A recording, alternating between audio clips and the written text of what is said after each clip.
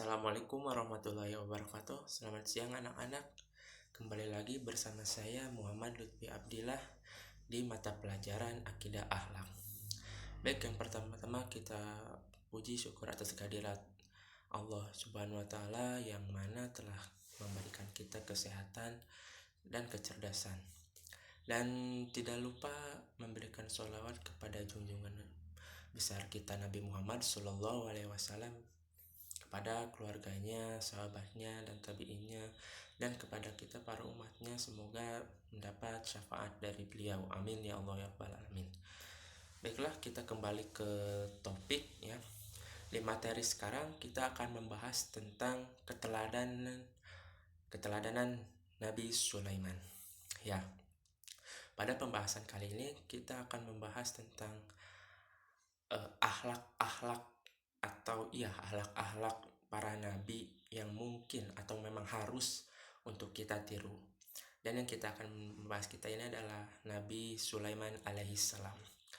Ya, baiklah, saya akan memulai bahwa Nabi Sulaiman adalah nabinya Allah Subhanahu wa taala yang memang dikaruniai mukjizat, yang mana mukjizat tersebut beliau bisa berbicara dengan binatang.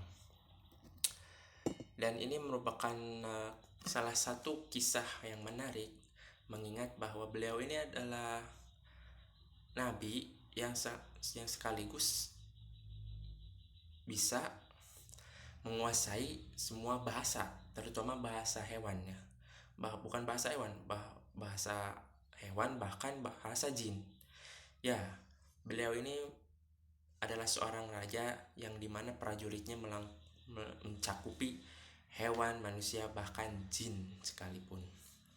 Nah, dimana pada materi ini kita ini harusnya mencontohi keteladanan Nabi Sulaiman alaihissalam. Saya akan membahas secara singkat, padat, dan jelas bahwa di zaman sekarang adalah di mana zaman para pemimpin yang memiliki jabatan, di mana mereka itu hanya memikirkan dirinya sendiri dan tidak memikirkan rakyat.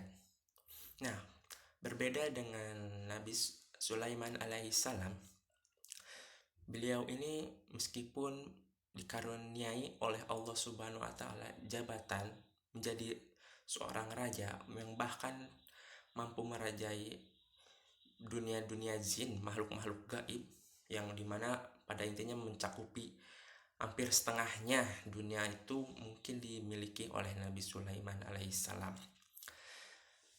Dalam ini kita akan membacakan dalam artikel ini kita akan membacakan bahwa sifat kepemimpinan Nabi Sulaiman juga patut diteladani, mengingat kapasitasnya sebagai seorang raja di samping kapasitasnya sebagai Nabi Allah Subhanahu wa taala, sebagai risalah kebenaran.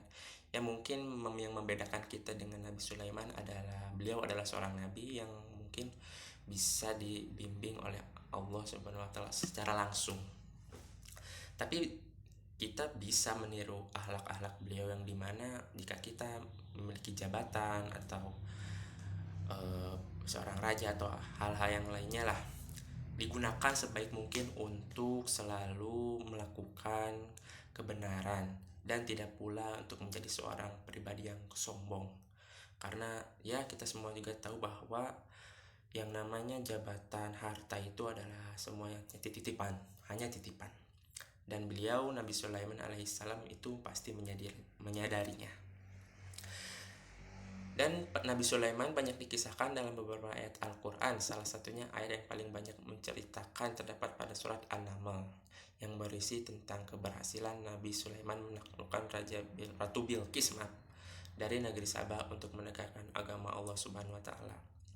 Ya, mungkin secara singkat saya akan menjelaskan bahwa ada seorang ratu yang memang memiliki segala kerajaan, mencakup kerajaannya seperti Nabi Sulaiman lah.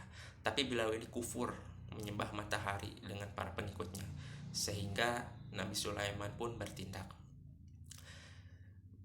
Kisah Nabi Sulaiman adalah putra dari Nabi Daud. yang kemudian mengambil alih kepemimpinan kerajaan setelah ayahnya wafat. Dikisahkan Nabi Sulaiman merupakan seorang raja yang bijak dan adik dalam memberikan sebuah keputusan pada suatu perkara. Di samping itu, Nabi Sulaiman juga diberi karunia yang mampu berdialog dengan hewan seperti burung dan semut, sekaligus menjadikan pasukannya. Selain hewan, pasukan Nabi Sulaiman juga terdiri dari makhluk gaib seperti jin. Alhasil, Nabi Sulaiman dikenal sebagai raja untuk segala makhluk. Tidak hanya manusia, Allah Subhanahu wa Ta'ala menjadikan hewan dan makhluk gaib seperti jin tunduk pada Nabi Sulaiman. Hal ini terkandung pada surat Al-Anbiya ayat 82, di mana Allah Subhanahu wa Ta'ala yang artinya, dan kami tundukkan kepada Sulaiman segolongan setan-setan yang menyelam yang ke dalam laut untuknya, dan mereka mengerjakan pekerjaan itu, dan kami yang memelihara mereka itu. Jadi dalam artikel ini kita bisa menyimpulkan bahwa kerajaan Nabi Sulaiman itu luas dan pasukan Nabi Sulaiman itu luas, dan beliau tidak sombong. Ya, itulah yang kita dapat petik hikmahnya dari kisah Nabi Sulaiman. Untuk anak-anakku yang saya cintai, saya hanya ingin memberikan pesan kepada kalian bahwa jika kalian memang suatu saat nanti atau cita-cita kalian menjadi, ya bisa jadi menjadi seorang gubernur atau pemimpin lah ya, untuk bersikap seadil-adilnya dan jangan pula memiliki sifat sombong, dan sebisa mungkin tegakkanlah kebenaran. Dan janganlah sampai kita ini berbuat dolim kepada sesama makhluk Allah. Jangankan sesama kepada makhluk Allah, kepada diri kita pun dolim itu tidak diperkenalkan dalam Islam.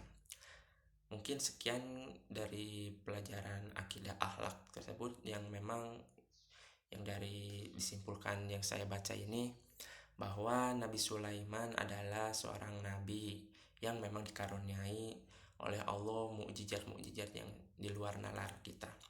Tapi beliau pun tidak sombong meskipun karena beliau sadar bahwa itu hanyalah titipan. Dan sekian dari saya. Mohon maaf jika ada kata-kata yang salah atau berkenan di hati. Akhirul kalam. Assalamualaikum warahmatullahi wabarakatuh.